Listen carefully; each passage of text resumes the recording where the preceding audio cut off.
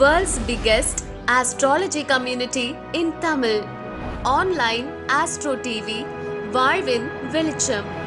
Online astro டிவியை கண்டு மகிழுங்கள்.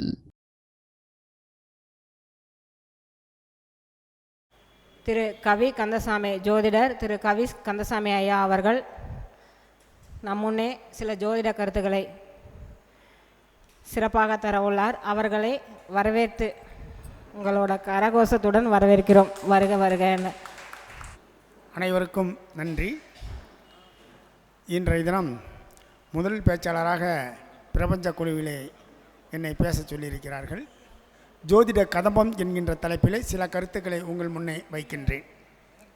ஒரு நபர் நம்மிடம் ஜோதிடம் பார்க்க வருகிறார் என்று சொன்னால், அதுவும் ஜாதகம் இல்லாமல் பார்க்க வருகிறார் என்று சொன்னால், அவர் வருகின்ற நேரம் என்ன நேரம், எந்த ஓரை, அவர் அமருகின்ற திசை, இதை மட்டும் நாம் முதலிலே கணக்கிலே வைத்து கொள்ள வேண்டும்.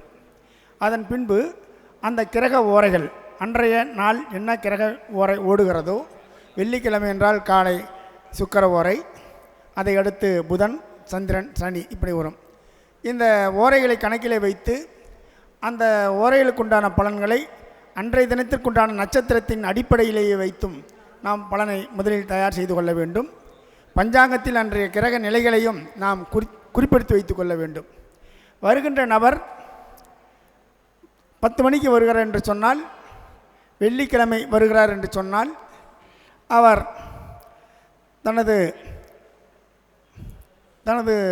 தேவைகள், ஆடம்பரங்களில் வீடு மனையாக இருக்கலாம், அல்லது தங்க நகையாக இருக்கலாம், அல்லது சேமிப்பு பணமாக இருக்கலாம்.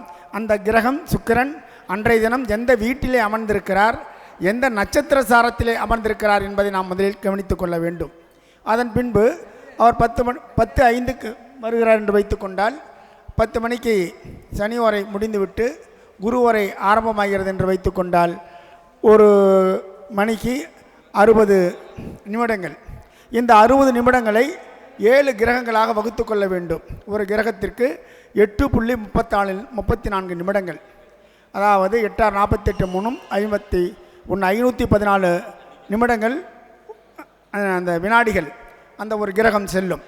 அந்த 514 வினாடிகளை மீண்டும் 7ஆல் வகுத்தால் அவர் எந்த நோக்கத்திற்காக நம்மை நோக்கி வந்திருக்கிறார், என்ன கேள்வி கேட்க இருக்கிறார், அவருக்கு அன்றைய கோச்சாரத்தில் இருக்கின்ற கிரகங்கள், அந்த நட்சத்திர நாதன், அந்த கிரகங்களுடைய சமசப்த பார்வை, மேச வீடு, செம்ம வீடு, தனுசு வீடு என்ற 3 வகைகளையும் வைத்துக்கொண்டு அன்றைய கால ஓட்டத்திற்கு ஏற்ப அவர் வந்த காரியங்கள், கேட்கின்ற கேள்விகள் என்ன என்பதை நாம் தெளிவாக புரிந்து கொள்ளலாம், சொல்லலாம். அவர் அசந்து போய் விடுவார். இது அன்றைய வருகின்ற பிரசன்னத்திற்கான கிரக நிலைகளுக்குண்டான ஓரைகளின் தன்மை பற்றி நாம் பேசுகின்ற பலன்கள். அதை அடுத்து தாம்பூல பிரசன்னம். இந்த தாம்பூல பிரசன்னத்தில் 12 வெற்றிலைகளை வாங்கி வர சொல்ல வேண்டும். அந்த 12 வெற்றிலைகளுக்கு மேல் அவர் வாங்கி வருவாரேயானால், அதனை நாம் அன்றைய கிரக நிலைகளுக்கு ஏற்ப அந்த காலையிலே வந்திருப்பாரே என்று சொன்னால், அந்த 12 வெற்றிலைகள் மட்டும்தான் கணக்கிலே எடுத்துக்கொள்ள வேண்டும். அந்த 12 வெற்றிலையிலே அவர் 15 வெற்றிகளாக வாங்கி வைத்திருக்கிறார் என்று சொன்னால், அந்த கீழே இருந்து 3 வெற்றிகளை எடுத்துவிட்டு அந்த மேலே இருக்கின்ற 12 வெற்றிலைகளை மேசம், ரிஷபம், கடகம், மிதுனம், கடகம், சிம்மம் என வரிசைப்படுத்தி அன்றைய அந்த தாம்பூலத்திற்குண்டான பிரசன்னத்தை நாம் தெளிவாக சொல்லலாம். இந்த தாம்பூல பிரசன்னத்தில் இருக்கின்ற பொழுது ஓரைகளுக்கு என்ன பலன் வருகின்றதோ அதுவே தாம்பூல பிரசன்னத்திற்கும் வரும். அதுவும் சரியாகவே அமையும். அதை அடுத்து சோழி பிரசன்னம்.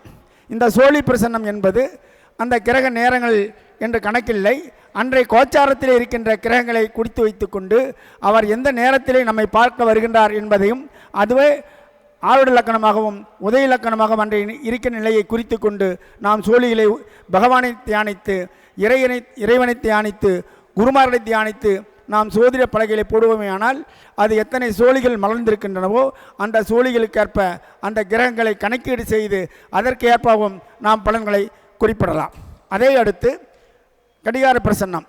5 நிமிடத்திற்கு ஒரு பாதம் என்று 12 பாகங்களுக்கும் 12 பாகைகளாக பிரித்து கொள்ளலாம். இந்த 12 பாதங்களுக்கும் 5 நிமிடத்திற்கு ஒரு பாதம், மேசத்திற்கு 5, ரிஷபத்திற்கு 5, மிதனத்திற்கு 5, கடகத்திற்கு 5, சிம்மத்திற்கு 5 என பிரித்து வைத்து கொண்டு அந்தந்த கோச்சாரங்களிலே கிரகங்கள் அன்றைக்கு என்ன நிலையிலே இருக்கின்றனோ அதற்கு ஏற்ப அவர் வந்திருக்கின்ற நேரத்தை லக்னமாக வைத்து நாம் பலன் சொல்லலாம்.